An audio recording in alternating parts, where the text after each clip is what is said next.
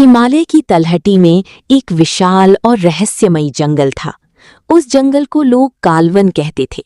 घने वृक्ष, ऊंचे पहाड़, झरनों की मधुर ध्वनि और चारों ओर फैली धुंध उसे अलौकिक बनाती थी।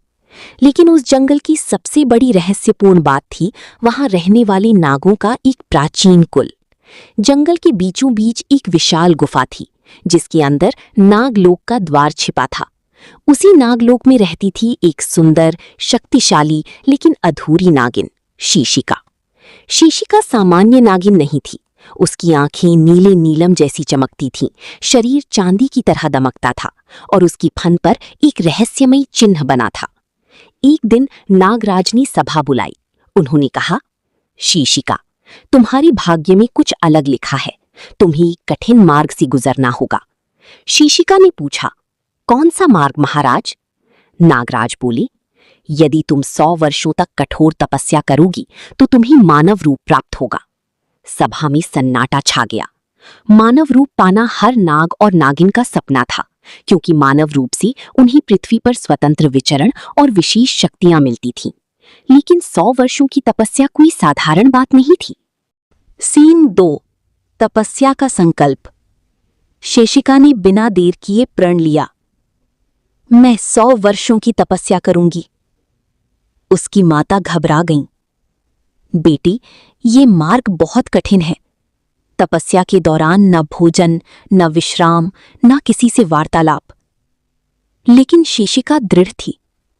वो बोली, मां, अधूरी जिंदगी से कठिन तपस्या बेहतर है। अगली सुबह शीशिका एक पवित्र पर्वत पर पहुंची, जहां भगवान शिव का प्राचीन मंदिर था। वहां उसने शिवलिंग के सामने प्रणाम किया और ध्यान में बैठ गई। उसने अपना विशाल सर्प रूप धारण किया और एक पत्थर पर कुंडली मारकर बैठ गई। तपस्या आरंभ हो चुकी थी। सीन 3, पहला दशक, परीक्षा की शुरुआत। पहले 10 वर्ष सरल नहीं थे। बरसात में तेज तूफान आते, बिजली चमकती, बर्फ गिरती। लेकिन शीशिका अडिग रही। कई बार जंगली जानवर उसके पास आए। एक बार एक भूखा बाघ उसे निगलना चाहता था। जैसे ही बाघ पास आया, शिवलिंग से तेज प्रकाश निकला और बाघ डरकर भाग गया। शीशिका समझ गई, भगवान शिव उसकी रक्षा कर रहे हैं। सीन 4, 20वें वर्ष की माया परीक्षा। 20 वर्ष पूरे होते ही एक दानव प्रकट हुआ। उसका नाम था क्रूरासुर। वो तपस्या भंग करने आया था। उसने सुंदर महल, स्वादिष्ट भोजन और सुख सुविधाओं का भ्रम रचा। शीशिका के सामने दृश्य आया, नागलोक, माता पिता, उत्सव। क्षण भर को उसका मन डगमगाया, लेकिन उसने आंखें बंद कर ली। ये सब माया है। जैसे ही उसने मंत्र जपा, भ्रम टूट गया। क्रूरासुर क्रोधित हो उठा, तुम्हें इतनी आसानी से सफलता नहीं मिलेगी। 30 वर्षों बाद सबसे कठिन परीक्षा आई। अकेलापन, कोई मित्र नहीं, कोई परिवार नहीं, केवल मौन। शीशिका के मन में विचार आने लगे, क्या मैं सही कर रही हूं? क्या 100 वर्ष पूरे कर पाऊंगी? तभी मंदिर में घंटी अपने आप बज उठी।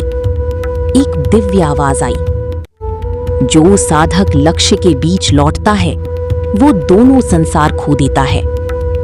शीशिका को नई शक्ति मिली। सीन 6, 50वां वर्ष, आधी तपस्या। 50 वर्ष बीत चुके थे। अब शीशिका का तेज असाधारण हो चुका था। उसके चारों ओर ऊर्जा का मंडल बनने लगा। रात में उसके शरीर से हल्का नीला प्रकाश निकलता। जंगल के पशु उसे देवी समझकर पूजने लगे। एक वृद्ध ऋषि वहां आए। उन्होंने कहा, हे नागिन, तुम्हारी तपस्या सफल होगी। शीशिका ने मौन रहते हुए प्रणाम किया। ऋषि ने आशीर्वाद दिया। सीन 7, 60वें वर्ष का प्रलोभन। एक दिन एक सुंदर राजकुमार वहां आया। वास्तव में वो दानव क्रूरासुर था। उसने कहा, हे सुंदरी, तुम क्यों ये कष्ट सह रही हो? मेरे साथ चलो। उसने प्रेम, वैभव और राज्य का लालच दिया, लेकिन शीशिका अचल रही। राजकुमार का रूप टूट गया, क्रूरासुर प्रकट हुआ। तुम्हारा हृदय पत्थर का है। शीशिका ने आंखें भी नहीं खोली। दानव पराजित होकर चला गया। सीन 8 75वां वर्ष।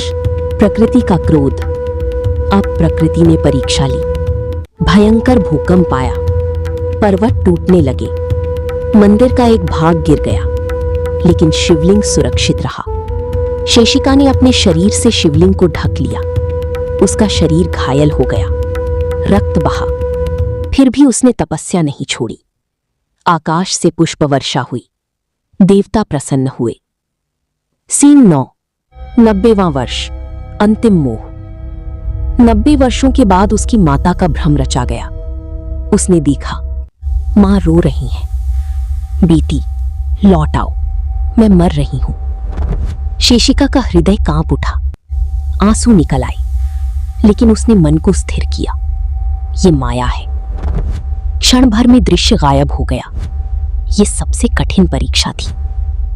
सीन 10 99वां वर्ष। मृत्यु का संकट। 99वें वर्ष एक शिकारी वहां पहुंचा। उसने शीशिका को सामान्य सांप समझकर घायल कर दिया। तीर उसके शरीर में लगा। वो दर्द से तड़प उठी। तपस्या टूटने की कगार पर थी, लेकिन उसने स्वयं को रोका। बस 1 वर्ष और। वो फिर ध्यान में लीन हो गई। आखिरकार 100 वर्ष पूरे हुए। आकाश में गर्जना हुई, शिवलिंग से दिव्य प्रकाश निकला। भगवान शिव प्रकट हुए। शीशिका ने पहली बार आंखें खोलीं। वो भाव विभोर होकर झुक गईं। भगवान शिव बोले, हे शीशिका, तुमने असंभव को संभव किया है। तुम्हारी तपस्या पूर्ण हुई। शिव ने त्रिशूल उठाया। एक तेज प्रकाश शीशिका पर पड़ा। उसका सर्प शरीर चमकने लगा। धीरे धीरे उसका रूप बदलने लगा। फन विलीन हुआ, पूंछ पैरों में बदल गई, शरीर मानव स्वरूप में परिवर्तित हो गया। अब वहां एक अत्यंत सुंदर युवती खड़ी थी। लंबे काले बाल, नीली चमकती आंखें, माथे पर नाग चिन्ह। शीशिका मानव बन चुकी थी। सीन 12 नई शक्तियां। मानव बनने के साथ उसे अद्भुत शक्तियां मिली। इच्छानुसार नाग और मानव रूप बदलना, सम्मोहन शक्ति, विष नियंत्रण, अमर यौवन। भगवान शिव बोले, शक्ति का उपयोग सदैव धर्म के लिए करना। शीशिका ने प्रणाम किया। सीन 13 मानव संसार में प्रवेश। अब पहली बार शीशिका मानव लोक में आई। उसे सब कुछ नया लगा। गांव, लोग, बाजार, संगीत। लोग उसकी सुंदरता देखकर चकित रह गए, लेकिन वो अपनी पहचान छुपाकर रहने लगी। उसने नाम रखा शैला। एक दिन उसकी मुलाकात एक युवक से हुई, आर्यन। आर्यन एक विद्वान और दयालु युवक था। उसने शैला की मदद की जब कुछ लोग उसे परेशान कर रहे थे। धीरे धीरे दोनों मित्र बने, फिर प्रेम जन्मा। लेकिन शीशिका द्वंद्व में थी। क्या मैं अपनी सच्चाई बता सकती हूं? सीन 15 सत्य का खुलासा। एक रात पूर्णिमा थी। शीशिका ने आर्यन को सब बता दिया और उसके सामने नागिन रूप धारण किया। आर्यन पहले भयभीत हुआ, लेकिन फिर बोला, तुम रूप नहीं, आत्मा हो। शीशिका की आंखों में आंसू आ गए। उसे पहली बार लगा 100 वर्षों की तपस्या केवल मानव रूप के लिए नहीं थी, बल्कि प्रेम और स्वीकार्यता के लिए भी थी। सीन 16 दानव की वापसी। क्रूरासुर वापस आया। तुम्हें सुखी नहीं रहने दूंगा। उसने आर्यन का अपहरण कर लिया। शीशिका क्रोधित हो उठी। उसने नागिन रूप धारण किया। महायुद्ध हुआ। जंगल कांप उठा। अंततः शीशिका ने अपनी शक्ति से क्रूरासुर का अंत कर दिया। सीन 17 अंतिम निर्णय। युद्ध के बाद नागराज प्रकट हुए। अब तुम चाहो तो नागलोक लौट सकती हो। शीशिका ने मुस्कुराकर कहा, मैं दोनों लोकों की रक्षा करूंगी। वह मानव और नागलोक के बीच संतुलन की रक्षक बन गई। सीन 18 अमर कथा। आज भी कहा जाता है कि पूर्णिमा की रात एक सुंदर स्त्री प्राचीन मंदिर के पास दिखाई देती है। कभी कभी वह नीली आंखों वाली युवती होती है और कभी एक दिव्य नागिन। लोग मानते हैं वह शीशिका है, 100 वर्षों की तपस्या से मानव बनी अमर नागिन।